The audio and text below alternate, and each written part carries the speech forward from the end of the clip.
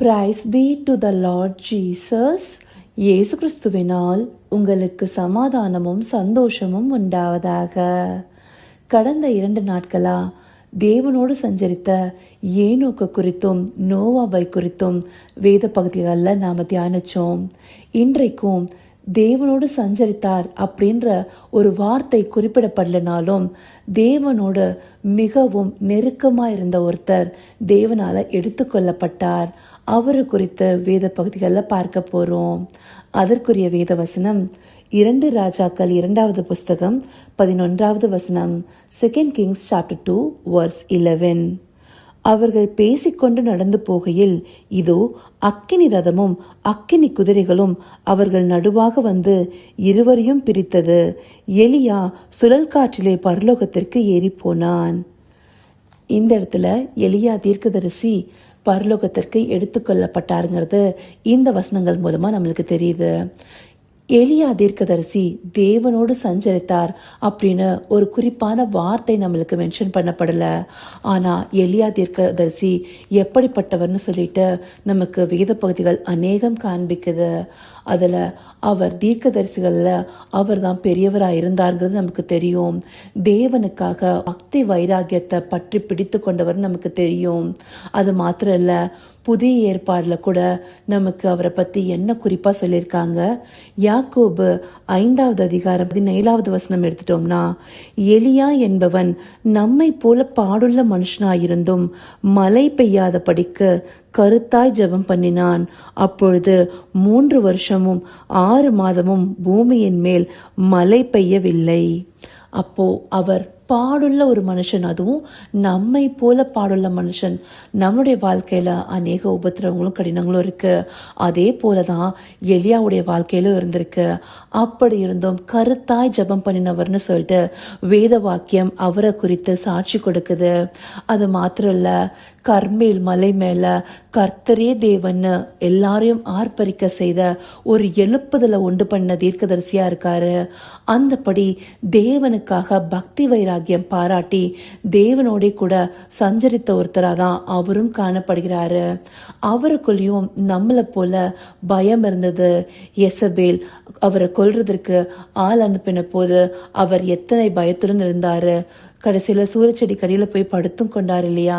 இந்தபடி அவர் மனமடிவாயிருக்காரு, பயந்திருக்காரு. இது எல்லாமே அவருக்குள்ளேயும் இருந்திருக்கு.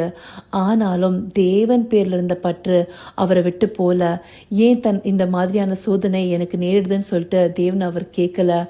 அவர் தேவனிடத்துல மிகுந்த உறுதியோடு இருந்தார். அந்தபடியா இருந்த எலியா தீர்க்கதரிசி தேவனால எடுத்துக்கொள்ளப்பட்டார். அப்ப தேவனால எடுத்துக்கொள்ளப்படுகிறதுக்கு நமக்கு இந்த உலகத்துல பாடுள்ள வாழ்க்கை இருந்தாலும் தேவனை இறுக பற்றி பிடித்து கொள்கிற ஒரு மனது தேவை. அப்படி இருக்கும்போது நாம தேவனால எடுத்துக்கொள்ளப்படுகிறவர்களா இருக்கோம். இங்கேயும் தேவனோடு சஞ்சரித்த அனுபவங்கள் எலியா தீர்க்கதரிசிக்கும் இருக்கு. அவர் அநேக இடங்கள்ல தேவனுடைய பலத்தினால்தான் ஓடி இருக்காரு. தேவனுடைய இன்ஸ்ட்ரக்ஷன்ஸ் படிதான் ஒவ்வொரு இடத்துக்கு போனாரு. ஏன் சாரிபா விதவியின் கதையும் நமக்கு தெரியும். அந்தபடி தேவனுடைய வார்த்தைக்கு கீழ்ப்படிந்து அந்தபடியே அவர் நடந்திருக்காரு. இதையெல்லாம் நாம பார்க்கும்போது நம்மளும் ஒரு விஷயத்தை கற்றுக்கொள்ளணும். தேவனுக்காக பக்தி வைராகியத்தோடு இருக்கணும். எத்தனை பாடுகள் நமக்கு அனுமதிக்கப்பட்டாலும் நம் மீது அன்பு கூர்ந்த தேவனிடத்துல நமக்கு ஒரு பட்டுதல் இருக்க வேண்டாமா? இந்தபடியான பக்தி வைராகியம் இருக்க வேண்டாமா? அவருடைய பலனோடு நாமும் நடக்க வேண்டாமா? இதையெல்லாம் நம்ம அறிந்து கொள்வதற்காகவே தேவன் இந்தபடியான வசனங்களை நம்மளுக்கு காண்பிக்கிறாரு. இதை அறிந்து கொண்டு நாமும் தேவனை பற்றி பிடித்து கொண்டு அவரோட கூட நடந்து அவருடைய வார்த்தைக்கு கீழ்ப்படிந்து அவராலே எடுத்துக்கொள்ளப்பட நம்ம அவரை நோக்கி பார்ப்போமா? கர்த்தாவே, தேவாதி தேவனே, உமக்கே இந்த வேலை நன்றி செலுத்துகிறோம் ராஜா. அப்பா, நீங்க நல்லவரா இருக்கீங்க தகப்பனே.